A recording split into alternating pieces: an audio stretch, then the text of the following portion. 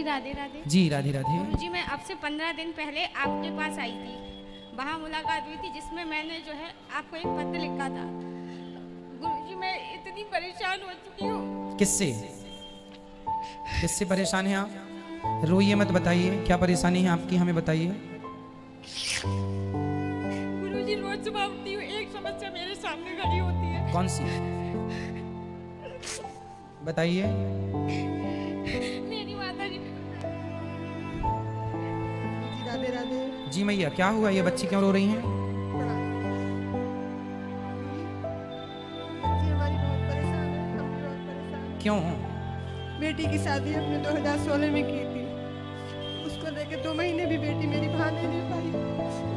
लोगों ने इसे इतना प्रताड़ित करके घर से निकाल दिया। तो निकालने के बाद ये तब से आपके पास मायके में है? जी मायके तो वो में। ससुराल वाले क्या चाहते हैं? वो चाहते हैं कि हम इसको छोड़ दें। क्यों, क्या कमी है?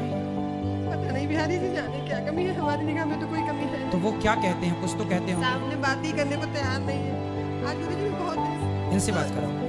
तो आपके पति क्या करते हैं?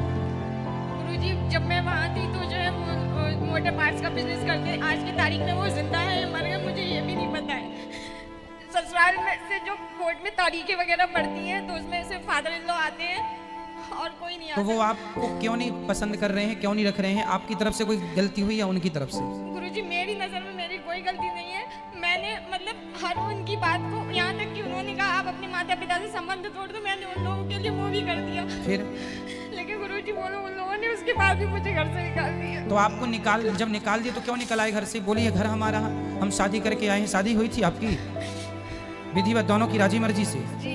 तो फिर क्या दिक्कत हुई? उनको ऐसे कोई कैसे निकाल देगा अपनी बहू को घर से? गुरुजी उनकी नजरों में एक किराएदार थी, एक तो अभी केस कैसा चल रहा है? काहे का चल रहा है केस?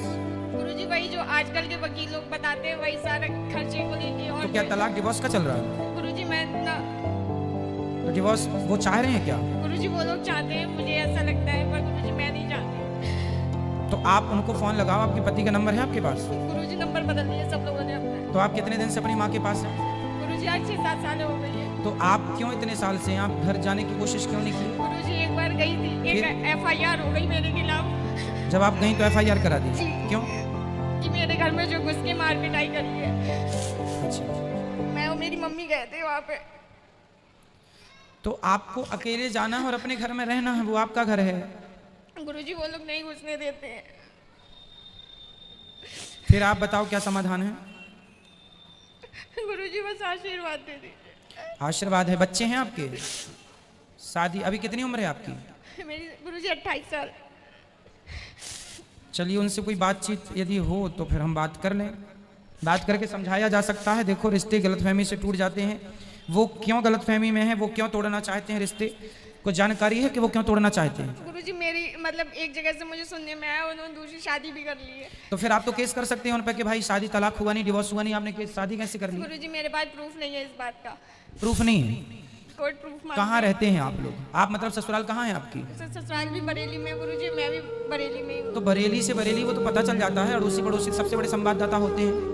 वहाँ गुरुजी सब मीरगंज एक जो है तहसील पड़ती है बरेली डिस्ट्रिक्ट के पास में, वहाँ सब लोग एक से हैं, एक थाली के चट्टे बट्टे हैं कि अगर मैं जाती हूँ वहाँ पे मैं किसी से जरा सा भी पूछूंगी तो कोई मेरे लिए एक इतनी सी भी बात बताने को तैयार नहीं है। चलो फिर आप भगवान के भरोसे छोड़ो, भगवान सब अच्छा करेंगे। जो आप अच्छे से अच्छा अपने लिए सोच सकते हैं वो सोचिएगा और भगवान का चिंतन करते रहिए, कथाएं सुनते रहिए।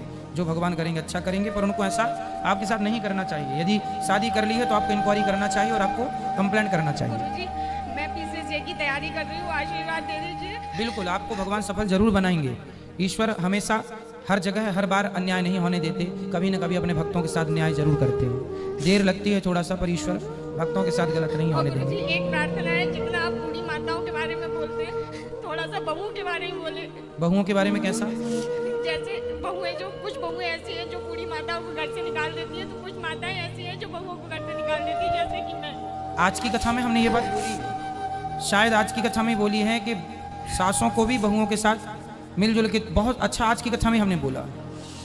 तो आज ही हमने बोला है बेटा, हमारी ओर से तो देखो समाज में जो बातों की ज़रूरत है उस ऐसा समाज का घरों का ऐसा कोई मुद्दा नहीं है जिस मुद्दे पे ये दास अनिरुद्ध बातें ना करता हो चर्चा, इसलिए ताकि लोगों के जीवन में सुधार आए, कैसे रिश्तों को निभाना है, कैसे चलाना है, सब कोशिश तो हमारी है। भगवान आपको कभी दुख ना दें, कभी आपके जीवन में कोई संकट ना आए, यही मेरी प्रार्थना रहेगी। आप सदा खुश रहें और आप रोइए मत। देखो जीवन काटना है, निर्णय लेना है, रो कर नहीं, खुश रह के करो। खुश रहोगे तो विचार अच्छे आएंगे, कुछ कर पाओगे अपने लिए, नहीं तो रोते रोते जिंदगी और आप बीमारियों का घर बन जाएंगे। राधे राधे महाराज जी, ये मेरी बहन है और मेरी माता जी हैं। मैं बरेली से हूँ और मैं हरिद्वार में जॉब करती हूँ। मुझे आपसे कुछ ये पूछना है कि मेरे मन में बड़ी दुविधा रहती है। मैं माधव जी की सेवा करती हूँ। अब मैं हरिद्वार चली गई तो जब मैं लेकर जाती हूँ इनको तो सुबह में सेवा कर पाती हूँ, शाम में दोपहर में ये अकेले रह जाते हैं, और जब नहीं ले जाती तो मुझे अजीब सा लगता है। और फिर भी मैं हरिद्वार में क्या करते हैं आप? रिलैक्सो का फुटवेयर है, उसमें HR में हूँ मैं, तो वहाँ जॉब करती हूँ। लेकिन जब नहीं ले जाती तो मुझे अजीब सा लगता है। ले जाती हूँ तो एक तो मैं ध्यान नहीं रख पाती दिन में, दूसरा ऐसा लगता है कि घर से माधव जी चले गए तो घर में सबका ध्यान कौन रखेगा। कोई बात नहीं, तो अपने साथ रखा करिए उनको घर में, जब आप आए तो पूजा पाठ कर लें। तो रूम बंद हो जाता है ना। कोई बात नहीं, ठाकुर जी तो रह आएंगे। ठाकुर जी की बात कर रहे हैं ना आप? हाँ, तो जब आप आएंगे सुबह शाम तो घर में आते होंगे। हाँ तो सुबह शाम पूजा करें, दिन में आप तो काम करेंगे, सब करते हैं काम। अच्छा महाराज जी, फिर एक दुविधा और रहती है कि फिर जब मैं ले जाती हूँ तो मेरे को लगता है घर में कौन ध्यान रखेगा सबका, मम्मी का, पापा का, भैया का, अगर माधव जी मेरे साथ चले जाएंगे क्या। कोई बात नहीं, भगवान तो सब एक जगह रह के सबका ध्यान रख लेते हैं, ठीक है। महाराज जी, जब मैं किसी मंदिर में जाती हूँ, मेरी कोई घर में पूजा होती है तो मुझे रोना क्यों आता है।